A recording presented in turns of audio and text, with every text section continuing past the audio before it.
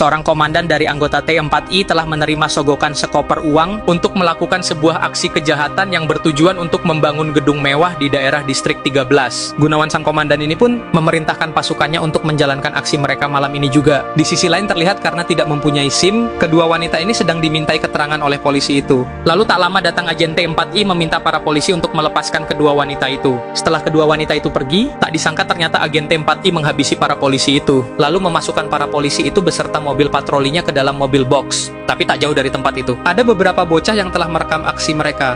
Lalu agen T4I membawa mobil polisi itu ke daerah distrik 13 dan menurunkannya tepat di depan markas salah satu gangster di daerah itu. Sehingga para gangster itu kaget karena tiba-tiba ada mobil polisi di depan markas mereka. Di sisi lain ternyata agen T4I yang bernama Iwan ini telah menunggu di seberang. Lalu saat para gangster mendekati mobil polisi itu, Iwan sengaja memancing tembakan agar para gangster merasa teracam dan menembaki mobil polisi itu. Kejadian itu sengaja mereka rekam untuk dijadikan bukti dan memfitnah para gangster itu agar pemerintah merantakan distrik 13. Di saat yang sama ternyata Panjul juga melihat kejadian itu. Panjul juga melihat tulisan T4I di plat mobil itu. Lalu paginya, Agus yang baru saja bangun tidur, dia disergap oleh banyak polisi. Agus ditangkap karena para polisi itu telah menemukan narkoboy di dapur Agus. Di sisi lain, Presiden sangat kaget melihat rekaman para gangster yang menembaki mobil patroli polisi di distrik 13. Presiden yang sangat khawatir dengan kejadian itu, berencana memerintahkan langsung Kapten Agus untuk menyelesaikan masalah yang terjadi. Tapi Jenderal mengatakan bahwa Agus telah ditangkap karena kasus narkoboy. Lalu Jenderal Ujang mengusulkan untuk menugaskan komandan anggota T4I yang bernama Gunawan untuk menyelesaikan masalah ini. Dan ternyata demi melancarkan semua kejahatannya, Komandan Gunawan telah merencanakan semua ini, bahkan telah menyebabkan Kapten Agus terkena kasus agar anggota T4I lah yang menyelesaikan masalah di distrik 13.